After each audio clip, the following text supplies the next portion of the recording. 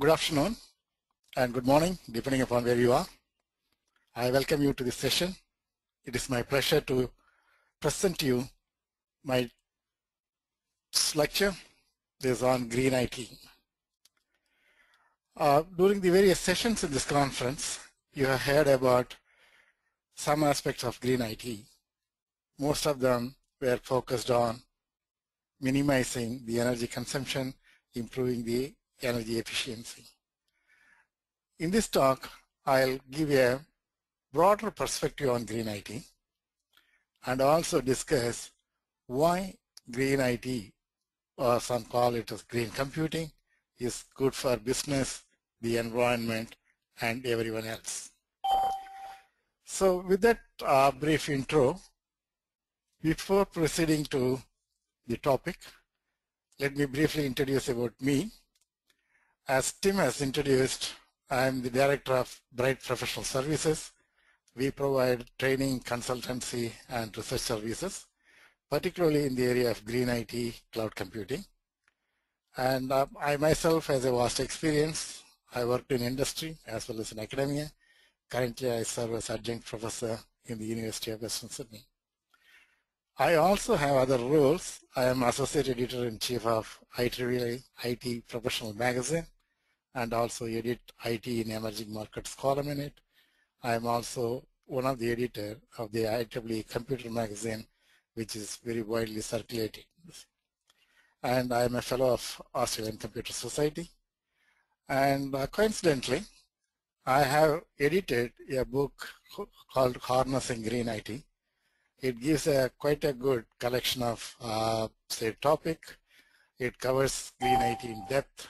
Those who are interested in could have a look at the book. I'll give the book links later. So with that in introduction, let us see what we are going to discuss in this session. First of all, I would like to give a broad perspective on what green IT is and what are the many facets of it. Green IT has many different dimensions and many different approaches. So I'll have a brief overview on what the green IT is. And also, sometimes you might hear the terms green IT 1.0 and 2.0. And we'll look at that, what does it mean? And let us look at how we can green the IT and also some of the drivers behind green IT. And then let us focus our attention on how IT could help businesses in their environmental initiatives.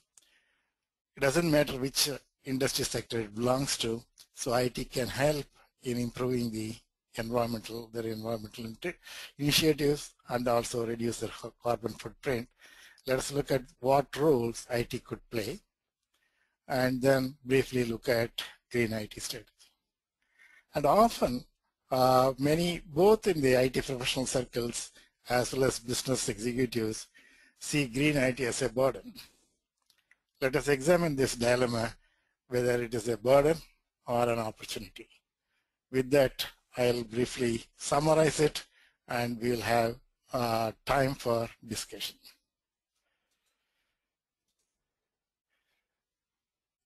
So as you see on the screen, IT is a savior for a better planet. Many people consider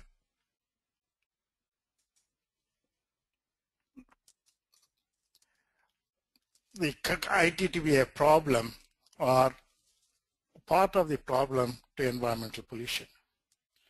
But it can be a savior too, and that's what we are going to look at it. So IT is both a solution as well as a problem to environmental sustainability.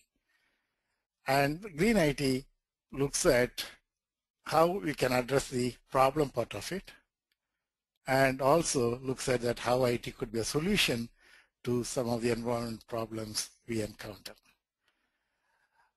We can embrace IT in innovative ways to address the problems, the environmental problems we face, but at the same time, we can also gain economic and other benefits. I will highlight them.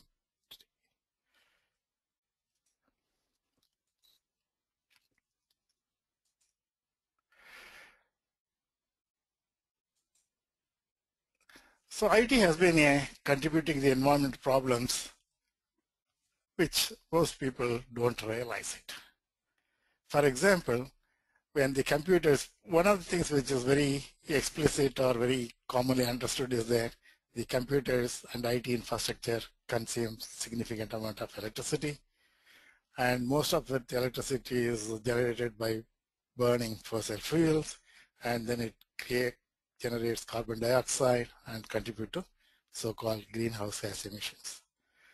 But apart from that, the IT hardware also produces some of the environmental problems during its production as well as disposal. So for example, when you manufacture the computers, other electronic goods, it not only consumes energy for the manufacturing during manufacturing process, but also it emits a lot of chemical waste, so which is harmful to the environment, and also during disposal as well. So if you look at it, the electronic goods right from their manufacture, during the use, and also later during the disposal is harmful to the environment in some sense. So that way, that's what the environmental impact IT has it. And we know that the climate is say heating up, and then the global warming, and then we are seeing more and more the impact of that. So a lot of floods, unseasonal floods, droughts, and storms, and many of which attributed to the growing accumulation of greenhouse gases. See, IT has been fundamentally altered much of our work and life and improved our productivity and social well-being, economy, and so on and so forth. Now, the IT has another agenda, a new agenda, that is how it can help to tackle the environmental issues. So that's what I said, that it is a new agenda for IT. IT has a new role to play, helping to create a greener, more sustainable environment while offering the economic and other benefits.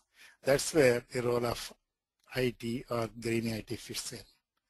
So for example, IT has revolutionized, say, the industrial automation, the commerce, and also our social well-being, education, and so on and so forth. Now it has another agenda to address the environmental problems. So this raises a question, what is green IT? And green IT, if you ask, say, different people, they might even get a different answer. And some have a narrow view of what the green IT is, some has a much broader perspective. But the scope of the green IT is quite broad. I will highlight it very soon, why I say that it's quite broad and how it can help the environment. In one way of defining green IT is that green IT is, say, basically design, manufacture, provision, use, and also I have included disposition, that is the disposal of IT products as well as the services with minimal impact on the environment, or preferably zero impact or minimal impact on the environment. So that is one aspect of it. So how we can make the IT environmentally friendly right from its manufacture until the disposition. When I mean by IT, it includes all the electronic gadgets, peripherals, computers, server, monitor, storage devices, including network and communication systems. So if you prefer to use it ICT, information communication technology, instead of just IT, that's fine. But what I mean, when I mean by green IT, I also include the computer networking and communication systems as well. That is one aspect of it. And the other aspect of it is that how IT could help, support, assist, and leverage other environmental initiatives and also help to create a green awareness. Say, for example, you take many other industry sectors, transportation, manufacturing, logistics, how IT could help in those sectors to improve their environmental credibilities. So that is the other aspect of it. And third perspective is that how we can make use of IT to create a green awareness among the stakeholders so that they can participate in the green initiatives and then feel a part of it and then do what they need to do. So those are the three different angles in which you can look at green IT. It is not just about minimizing the energy consumption. It is not about, say, properly handling the electronic waste. It is a combination of three different directions. And sometimes green IT is also called green computing, and some call it sustainable computing. These are the different terms which is coming. And some also call it is computing for sustainability as well. So those are the different variations. So as I discussed, so green IT has three different dimensions or three different facets. One is that focuses on greening of IT products and their usage. That is how green IT itself could become greener. The second is that using IT to support environmental sustainability in all other areas. And the third is that using IT to create a green awareness. You might have listened, if you had listened to some of the lectures this morning as well as the earlier days, you would have seen that there is a need for behavioral change. And even for that, we can perfectly make use of the IT to create behavioral change and create an awareness among the stakeholders. So this is how I see that it is not just greening of the IT itself, but also the others. And the model I proposed in the previous, the slide is similar to what OECD, that is Organization for Economic Cooperation and Development, has come up with what they call as a green ICT framework. As you see here at the bottom, you have a direct impacts, how the technology, or in this case the information technology, have direct impact on the environment. So that is similar to what we have seen here, greening of IT products, and the enabling impacts, that is the application, how it could be applied to other areas, and what they call as systemic impact, changing in the behavior. So this is somewhat similar to what OECD framework as well. So given that, what is the motivation for going green? Why should we go green? And there are a couple of reasons. One is that the energy consumption is increasing and the energy prices are increasing. So we need to minimize the energy consumption. In fact, in some part of the world, we don't have enough electric power.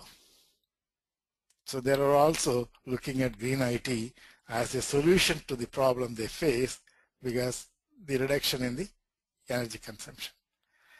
And we go in for the battery-powered devices, say mobile phones and say laptops, which operates on the battery.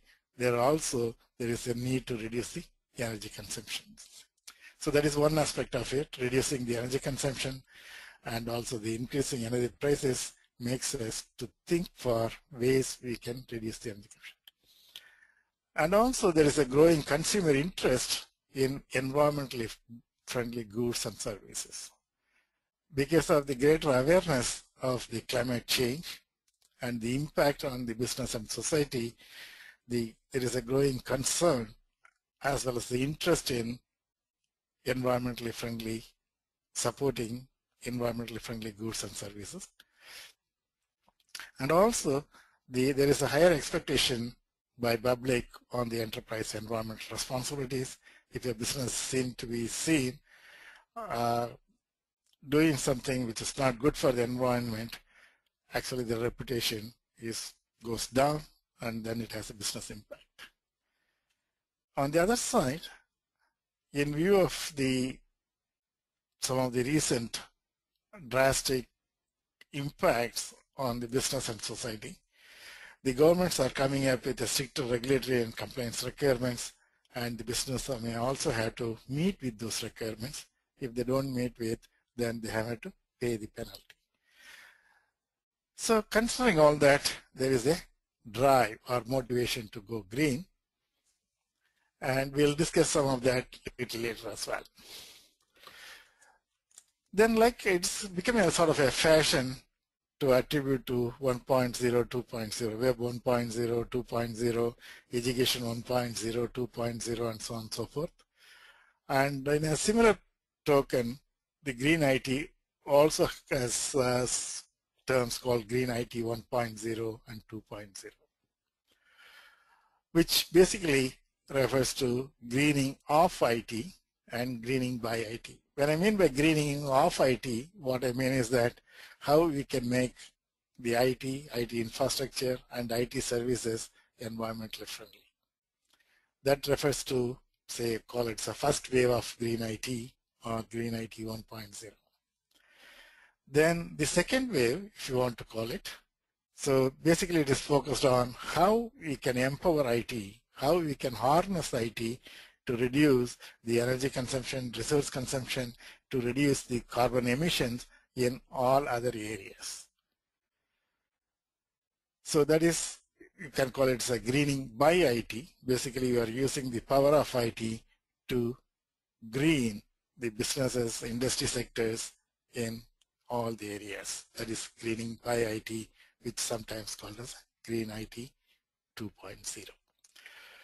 So that is just to give you a brief overview on what we mean by Green IT, and also what we mean by Green IT 1.0 and 2.0, or in other words, what is called greening of IT and greening by IT. So, as I said, some of the greening IT efforts were focused on minimizing the energy consumption, the energy consumed by IT hardware, IT systems. That is one aspect of it that is necessary, but Green IT is not that alone.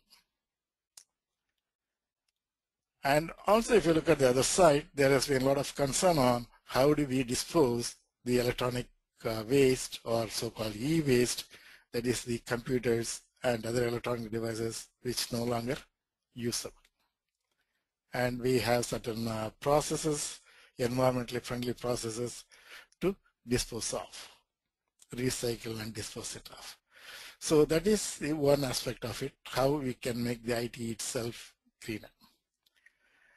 And if you look at it, the IT consumes about the energy, which, if assuming that most of them comes from burning fossil fuels, it is estimated to emit about 2 to 5% of the carbon emissions, total carbon emissions, worldwide carbon emissions.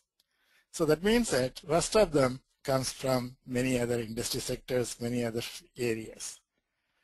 Now, IT could play a very major role in minimizing the environmental impact in all other areas.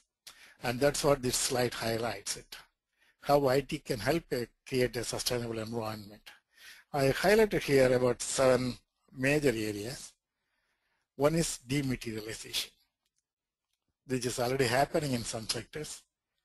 Say, for example, the electronic books, the video conferencing, the Green IT week, what we have here. We don't have to move, travel, and then physically attend, so we all do electronically. That is called dematerialization, how to make the material goods and services in the electronic form, which could easily be transmitted, communicated, shared, and that is the dematerialization aspect of it. So-called e-banking and e-ticketing, electronic money transfer, all that comes under the broader category of dematerialization, and which would not have been possible without the help of IT. Although we already use it, we could have used it in much more effective and much more sensitive. And other major area is that focusing on manufacturing activities, supply chain and manufacturing, coordinating, re-engineering, optimizing supply chain, manufacturing activities, and organizational workflows to minimize the environmental impact, to minimize the resource consumption, to make it more efficient, also make it more, say, efficient in terms of the resource consumption, energy use, and so on and so forth. There are a lot of things could be done in that. For example, your smart buildings comes under this category. How you can minimize the energy consumption within a building. And that's also takes to the point 3, making the business operation, buildings, and other system energy efficient, and also helping in decision making by analyzing, modeling, simulating environmental impacts. So IT could play a major role in coming up with designs which needs for the analysis, modeling, simulating the various impact if-then scenarios, and also providing platform, eco management and emission trading, and auditing and report energy consumption and savings. This is another major area where IT could contribute to. We have what is called as a carbon management system software, so it can, say, log the energy consumption, generate reports, and also some of the major businesses need to report their carbon emissions and also have savings. So the IT software could help in that. And of course, offering the environmental knowledge management systems and decision support systems also. So the IT could play a major role and help to minimize the impact that many of the businesses have on the environment. And if you look at go back to the greening of IT, then as I said that you need to look at from a holistic perspective. Basically, this slide summarizes that. I'll highlight.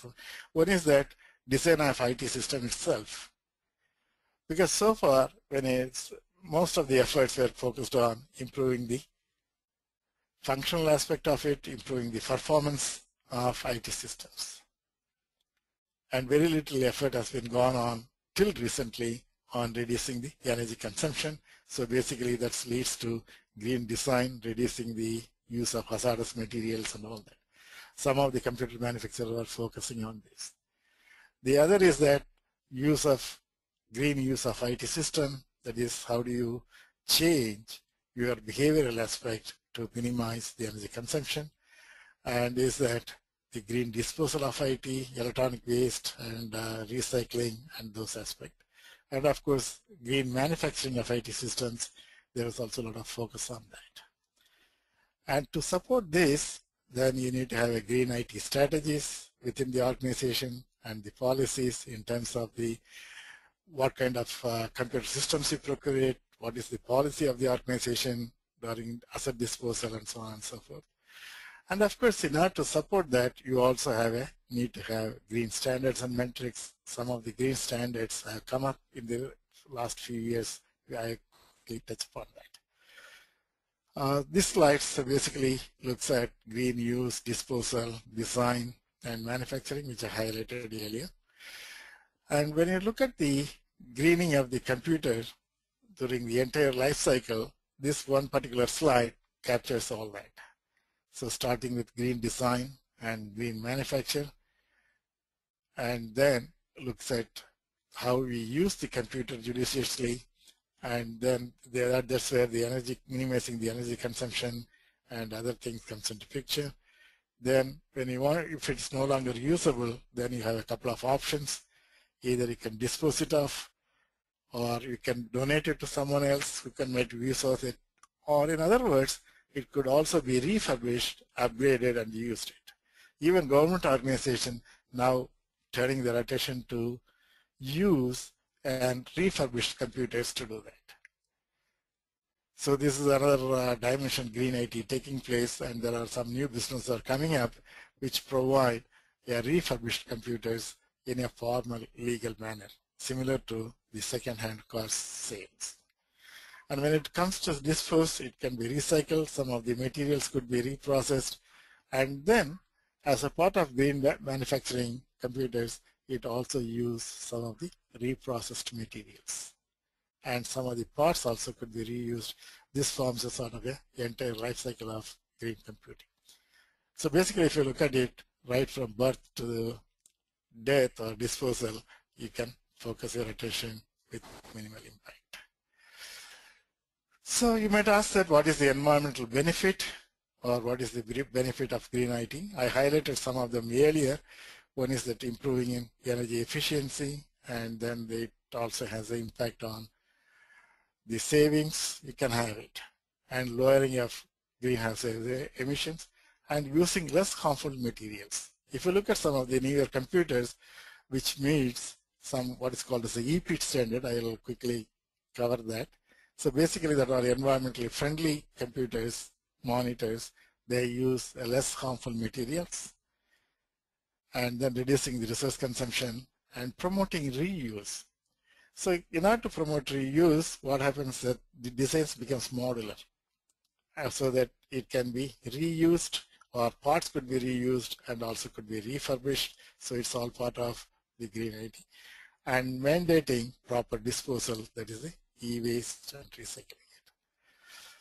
You may wonder that, so what is happening in terms of the basic development of electronic circuits and then system design?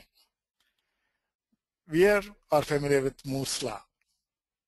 So we see the benefit of it. Basically, Moore's law says that since 1965, the computer hardware industry is pushing towards something, increasing the processing power or the storage capacity of the computers. So basically, the transistor density almost doubles for every 18 months or so.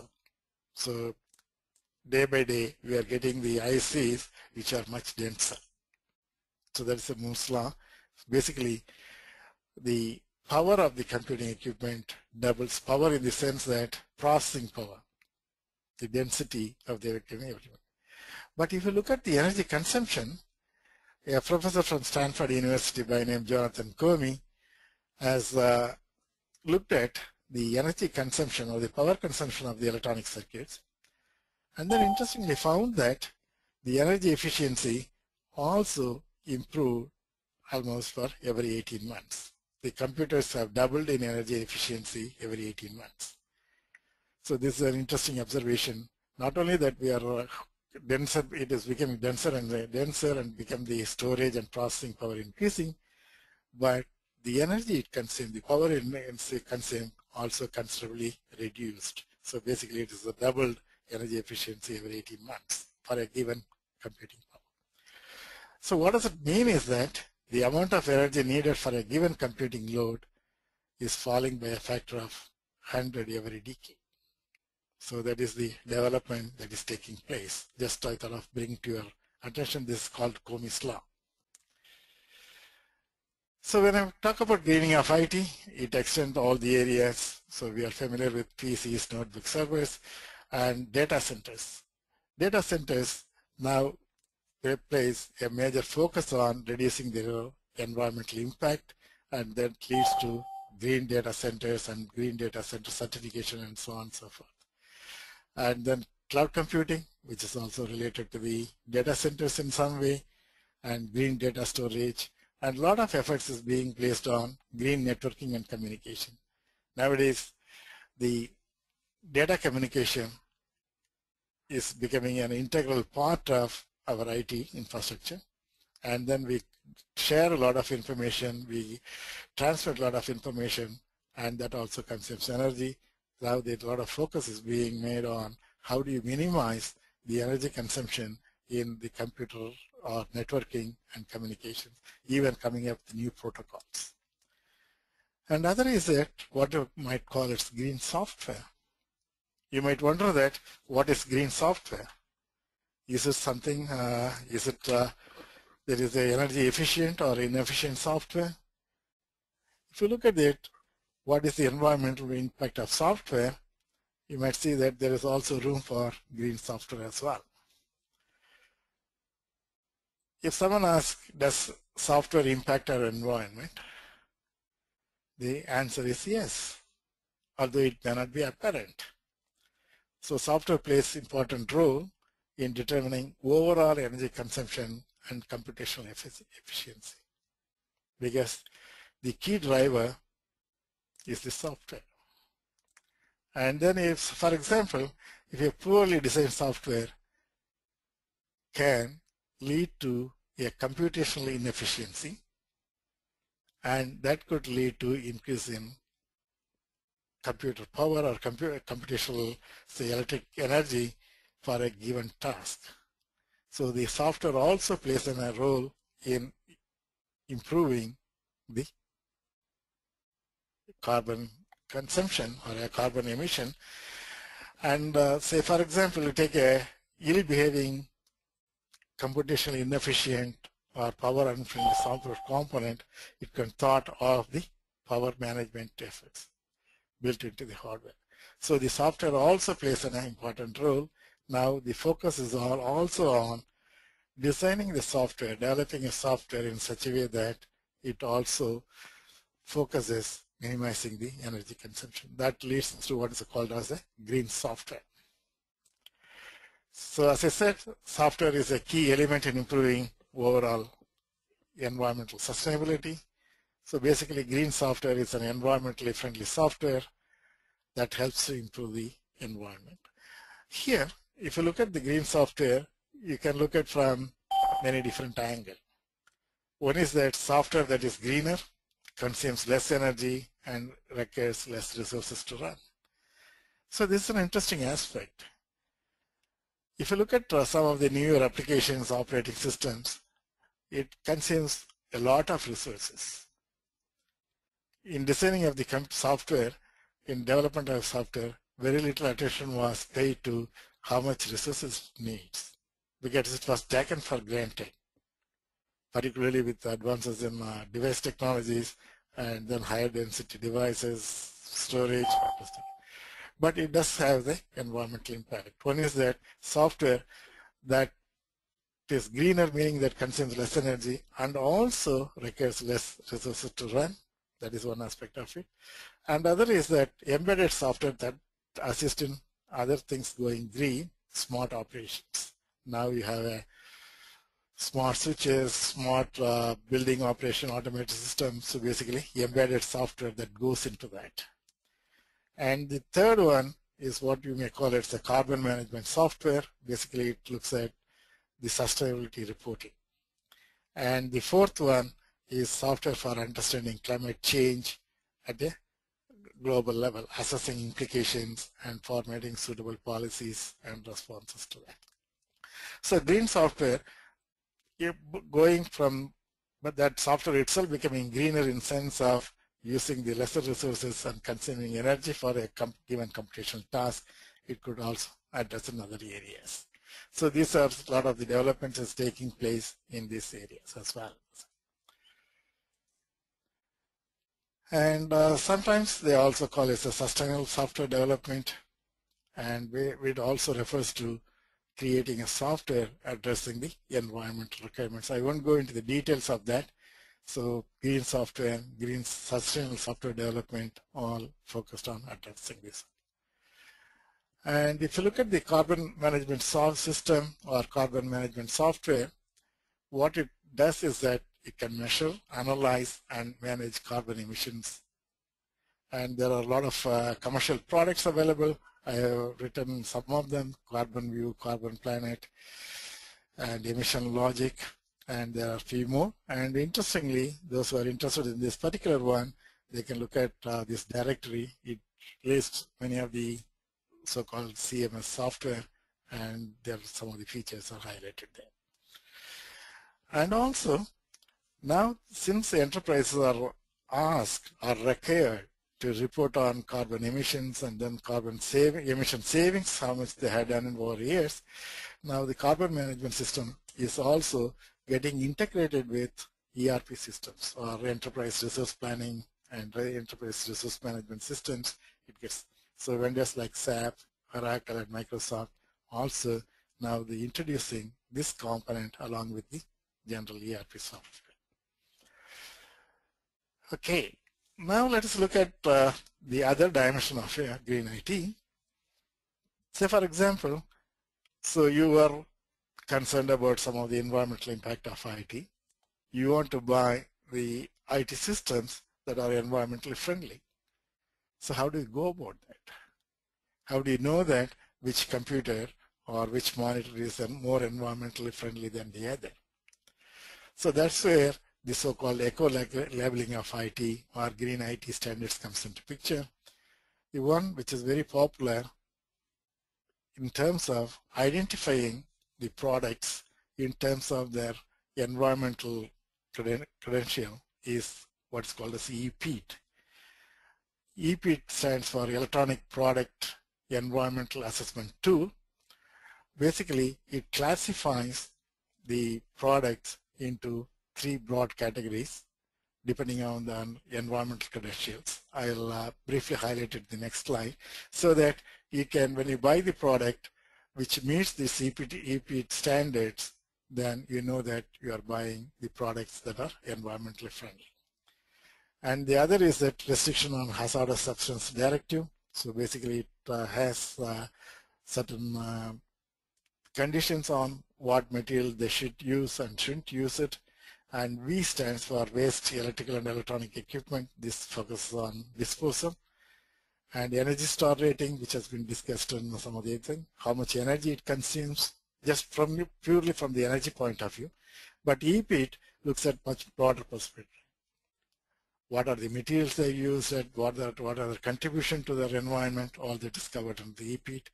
And LEED stands for Leadership in Energy and Environmental Designs. Buildings are certified according to the LEEDs, and you have ISO 14001 and the European standard 16001 energy management software. So a number of standards have emerged which helps you in identifying the product and services and also how good they are in meeting the environment.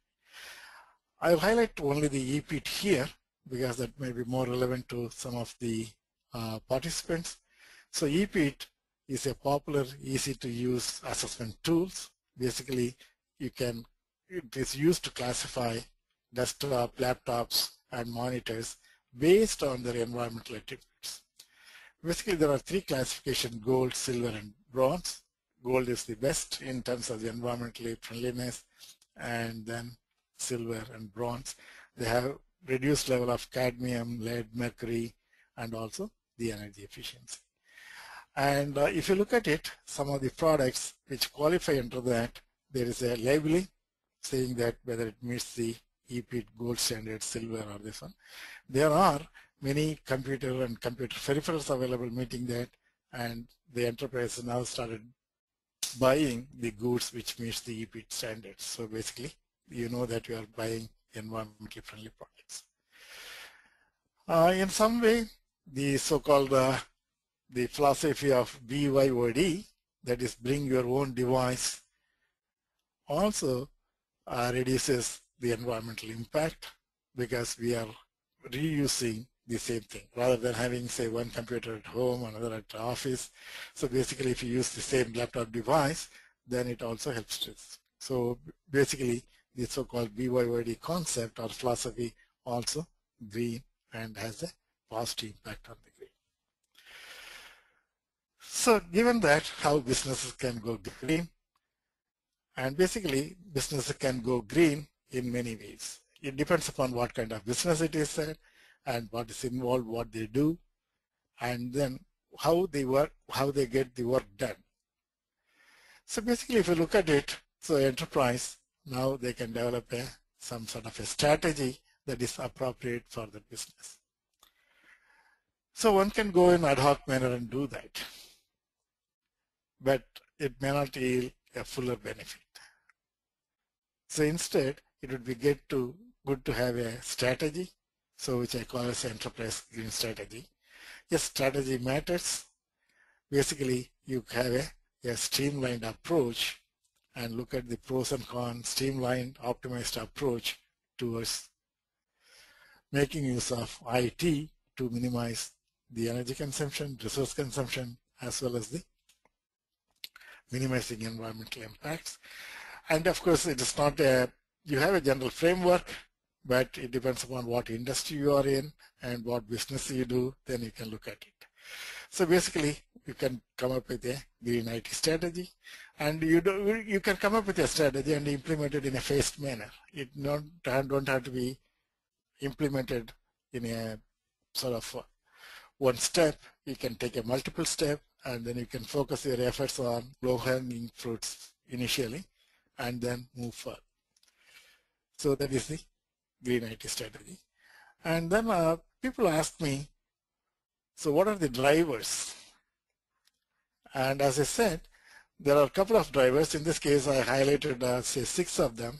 One is that economic savings, reduction of the power use, resource use, cost savings. That is the one thing. And the other is also the self-interest, because if other businesses are shown to be environmentally friendly, they have certain competitive pressure on them, and also they need to bring to the community that they are socially responsible as well, rather than apart from their business interest. So self-interest, image, competitive differentiation also comes into picture. Social, cultural, and political influences, and they need to meet the regulatory compliance and also environmental concerns. So several factors drive the adoption of green IT within an enterprise. And when I talked about the green IT strategy, I said that we can go in a phased approach. And here is a sort of what I call an incremental approach. You can have a tactical approach, so basically adopt simple measures like say minimizing the energy consumption, and then switching off the computers not in use, and minimizing resource consumption, reducing the paper, and so on and so forth. That is a tactical approach, and then it's only incremental, little cost, short-term, ad hoc solutions. And then you can take a more strategic approach, and then you can develop a policy, and then you can see that how do you deploy the energy efficient, environmental friendly computing system, buying EPIT products, and also looking at some of the policies on procurement policies, disposing policies, and then coming up with a more strategic approach. And in the context of businesses, then how they can employ IT to minimize the resource consumption, depending upon the sectors they are in, they can look at it. And deep green approach is goes one step further. So basically, you can also look at how you can neutralize the carbon emissions. So basically, the planting trees, buying carbon credits, and all that goes into the picture. Some of the major organizations are getting into this. You might have heard of sometimes the airlines offering that for each kilometer of travel you undertake, they will compensate it by providing the one for the other environmental initiatives, donating to them, and so on. So basically, you can take initially a phased approach, starting with a simple incremental approach to addressing this problem in a more strategic way. And as I said, that there is a sort of a dilemma whether green IT is a burden or an opportunity. I would say that it's more of an opportunity, because if you look at the philosophy of green or greening, basically it helps to improve energy efficiency, it improves resource utilization, reduces waste, promote reuse and recycling, reduces operational cost, and also reduce the environmental impact. So I see that it is an opportunity to look at what we do and then what could be done, and then in order to that. So the whole philosophy of greening is basically minimizing the resource consumption and reducing the waste, and also promoting the reuse and recycling it. So in that way, if you look at it, you will see that it is an opportunity. Although there may be some burden, it may be still worth pursuing it.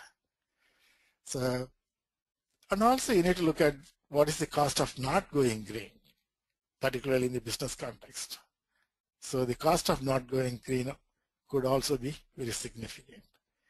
Non-compliance with emerging stricter regulation, stakeholder demands, competitiveness, corporate image, and then the role you play in terms of social responsibility.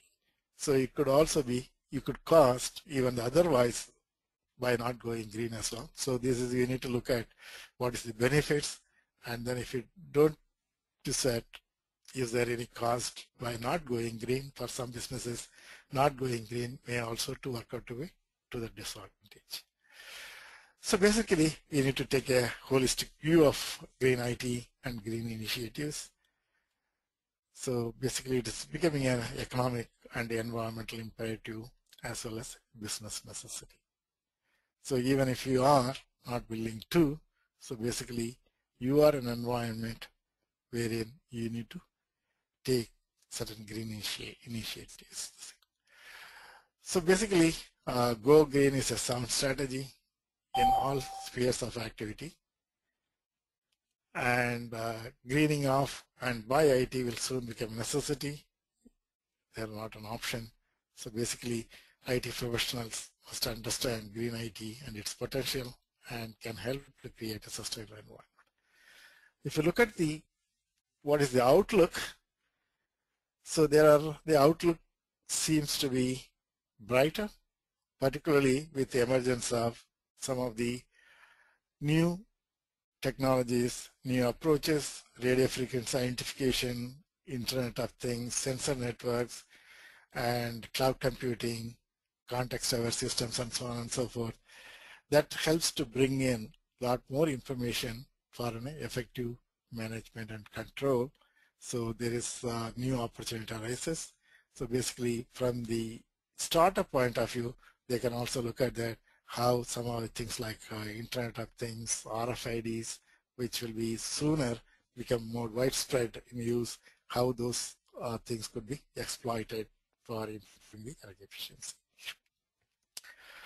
So as I said that there is a need to develop a positive attitude, and the enterprises and individuals can and should work both independently and collaboratively. This is a key aspect of it. They need to work collaboratively with other business units, as well as to see that how IT could be used or exploited to minimize the carbon emissions and transition to low carbon economy. So as I said that, so it's now there is a greater awareness of climate change, and also to some extent greater awareness of the IT's potential in addressing that, and now that need to lead to an action. So awareness alone is not enough, so we need to get. So as I said, so the businesses and IT professionals are moving from asking, can IT go green, to how can IT go green. So basically getting into action mode, and I'm sure the Green IT Week is a right taking a right step in motivating that going. And in this context, what Albert Einstein said may be appropriate is that the significant problems we have cannot be solved at the same level of thinking with which we created them. So to build a green environment, we have to modify or end some of the many old and familiar ways of doing things and discover new methods. That's what some of the organizations, some of the enterprises, and some of the green, say, enterprises or associations which are more concerned about the green environment are looking at it. So basically, we need to develop and motivate a green thinking. So with that, let me summarize it. So basically, green IT is much broader. The scope of green IT is broader. And it is not just making IT itself as greener. IT could make a much more impact on other areas. So IT could be employed in addressing the environmental issues in other sectors much more fully. And also IT could be used to create a better awareness and also motivate an action towards this direction. And for further information, you can look at the book as well. Basically, it looks at how do we green the process, storage, network, and the businesses, and so on and so forth. And also, for those who are interested to get a quick overview, Green IT and overview, there is a free download at this particular website. You can look at it and some of the things what we discussed, and as well as you can get a quick comprehensive overview on Green IT. So we can help to create a sustainable environment so that benefits not only our generation as well as the future generation. With that, I would like to conclude the formal part of the presentation. And if you have any questions, then I am happy to take it up and answer it. Thank you very much.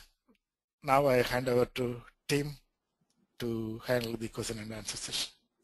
Thank you so much, Sam, for that wonderful and very thought-provoking presentation. It was very informative. Sam's correct. We will now commence the Q&A portion of our live speaker session. So if you do have any questions that you'd like to ask Sam about his presentation, his work with BRITE Professional Services, or perhaps his experiences in green IT and sustainable IT, please do now submit them in the questions box in the GoToWebinar control panel. Sam will be able to address each question in turn, and please do remember, if you would like to speak with Sam or representative of the Foundation for IT Sustainability, please feel free to email info@fits, that's ffits.org, at any time following today's session, and be more than happy to assist your queries. So now for the questions. The first question we have for you, Sam, is why is green computing important to business and society today? Okay, actually there are several benefits. So apart from doing good to the environment, if you look at it from the business perspective, so basically the savings in the energy. Not only the electrical energy consumption, but if you are in the other sectors, resource utilization, there is a considerable savings by using IT to minimize the resources. And also thereby the cost savings and the improved operational efficiency. And of course, as a byproduct, you have a reduced environmental impact and carbon footprint. And also, it improves the corporate image, doing good for the society. And as I said, there are stricter environmental regulations on the way, on the horizon. In some countries, it's already in operation. So you need to meet the compliance and regulatory requirements. And also the public is becoming more and more demanding from the environmental, say, the footprint point of view. They are looking for the products and services which has a minimal impact on the environment. So even from looking at what's the public demand or the consumer demand, then you need to meet that. So basically, if you look at the green computing, it is not just one benefit. So benefit comes from many different angles. And some of the benefits might be in the short term, some may be in the long term. And in terms of the society, so basically, some of the helps this one also. If a computer consumes less power, of course, it helps the consumer as well, and particularly in the context of the increasing energy cost. But also, it's good for the environment and for the generations as well, and lesser impact, potentially the disastrous impact what we have because of the climate change.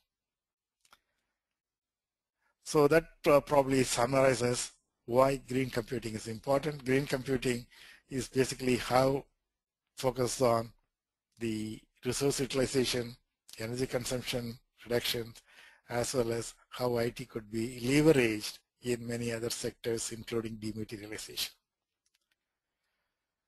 And that's the answer to that, why the green computing is important. Fantastic. Thank you, Sam. The next question we have for you is, how can consumers sort out whether a green claim by an organization is genuine, or is it whether it's genuine or whether it's simply a case of greenwashing? Okay, thanks for asking it, because some organizations are trying to greenwash the public. So for those who are not familiar with the term greenwashing, basically it refers to the practice of organizations exaggerating their green credentials or the environmental sustainability attributes, or making a false claim, unjustified claims. So basically, that's what makes it difficult for the consumers. How do you distinguish it? So basically, you need to look at what they claim, and then is there any justification for it? Is there any proof? So for example, if a company says that their computer is, say, environmentally friendly, whether it has gone through any certification process. Fortunately, we have, in terms of the computer product, yes, we have the EPIT standards that helps it. Compared to, say, you have a gold, silver, and this. But in other areas, it is not as explicit as it is. And for example, if you want to go to some of the websites, just I'll read it out. There is a website called, say, Greenwashing Index. So basically, the URL is www.greenwashingindex.com. So if you look at that website, it shows what the various means by which people try to greenwash it. So in the ads and other images they use, so basically it gives a false impression. And also there is a website called greenwash.org, www.stopgreenwash.org. It says that how do you identify some of those people who try to greenwash it. And particularly in the developed countries, in Australia, US, Canada, Norway, and other things, if someone gives a misleading makes a misleading environmental claims, they are liable for punishment. So the governments jump in and then try to ensure that the businesses don't go too far in making unjustified claims.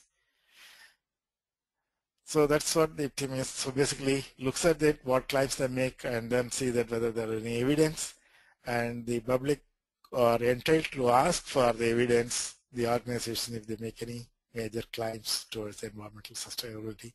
These are all aimed at preventing the greenwashing. Back to Tim. There is growing adoption of cloud computing by businesses, governments, and individuals. But some are of the view that clouds rest on large data centers which consume a lot of energy, and hence the cloud is not necessarily green. Is the cloud green, and could you share your perspectives on this? Okay, that is another relevant question. Yes, the adoption of cloud computing is increasing, and cloud computing, as many of us know, is supported by the data centers. And some of the data centers are really very large, and they do consume large amount of power.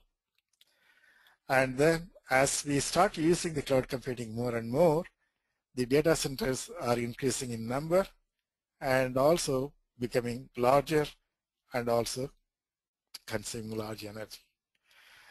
But if you look at it, what it supports, basically it supports many businesses, many individuals to perform their functions much more effectively. So if you look at it purely from the energy consumption point of view, yes, data centers consume large energy.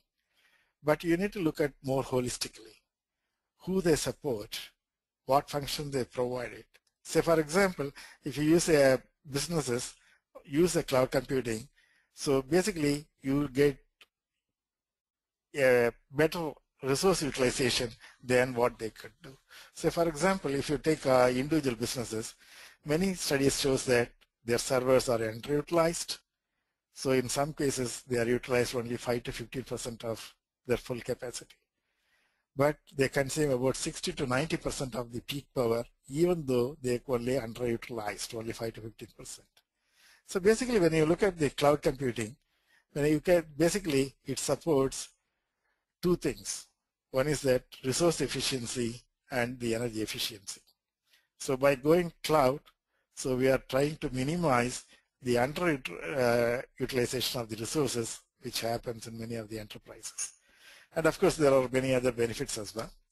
And purely from looking at the data centers are aware of the increasing the energy consumption. They are redesigning the centers to minimize the power consumption in terms of, basically if you take a data center, a lot of energy goes to say the air conditioning. and other support services. Now there are coming up the new cooling mechanism to reduce it. So thereby they make the data center greener. By myself, when you say the cloud, I would say that clouds are greener because it supports or it is focused on more on resource efficiency as well as the energy efficiency compared to what every businesses would have on their own.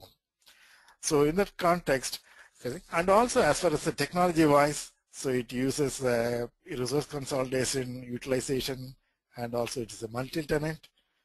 So basically it uses a resource sharing is there, and also it uses the concept like virtualization. All this leads to overall, if you look at it, okay, better resolution compared to what individual businesses will do it. It is something like using a public transport and everyone using a car. Suppose if you look at the public transport, New South Wales transport, if you take it, if they take a fuel consumption, you could see that, okay, they are consuming a lot of fuel, but it's replacing so many cars from the road. So if you look at the overall, and many of the studies also have shown that the overall, if you look at it, clouds are greener. And one is that they themselves are becoming greener, and also they help the others to become more cleaner. So it gives a good perspective on what is the unit is. And then the cloud centers, cloud computing vendors themselves are taking major initiatives to bring down the power consumption. And some are also using the alternate energies to reduce their carbon footprint. Great, thanks, Sam. Back to Tim. The next question we have for you is, how can we motivate businesses to go green? Okay, some of which has been discussed earlier in this session in the conference. So basically we need to create an awareness, and some of them are, and when you create an awareness, so basically focus should be on what are the benefits of going green. Even if you want to convince an employee, okay, use the power say management effort, schemes, basically you would say why we need to do that. So basically we need to bring the benefit to them, benefit to the organization, and also implications of not going green. So basically we need to tell the war stories and then look at some of the behavioral marketing perspective, how we can motivate them. That is one aspect of it. And also at the enterprise level, they can engage and communicate with the stakeholders, make them as a partner in the initiative, and address their concern and queries. Because many times the businesses may be concerned about going green. There may be something valid concern and some may be perceived. So basically taking them as a partner, as taking them into the game would really help it. And of course, they also can to take a phased approach. And one thing is clear, it's not magic, and it's not going to be business as usual. Businesses have to address this in addition to the cost and other benefits as well, because we are entering into an environment wherein business have to go green. Even if you are reporting for your say annual reports, now this is becoming one of the elements of the reporting on carbon emissions and things like that. So there is need to be a business case, and then we need to showcase the results and also celebrate the achievement. So it's basically, it is a sort of win-win arrangement we need to go. We need to create an awareness, we motivate them, and then see that what benefits others have gained it, and then the competitive pressures they have on them to go green as well. So basically, that's where we need to motivate it. So any other thing, I'm happy to take it, so I think that it's a slow process. It is a participative process as well. It is not just a top-down alone, but also bottom-up, and then listening to the employees' concerns and addressing them will help in a major way. So just a final reminder, if there are any Back to you. final questions, please do submit them now in the GoToWebinar control panel, and you'll be able to have those addressed immediately by Sam in our special live session. So please do take advantage of that if you do have a question. Otherwise, our final question, if there's no other from the audience, will be, how can enterprises balance the cost and benefits of going green? Okay, that's a very valid question, because the businesses, one of the reluctance for going green is that they find that it's a bit of a burden, and also it involves a lot of cost. And some of which are just a perceived thing. They think that it will be costly.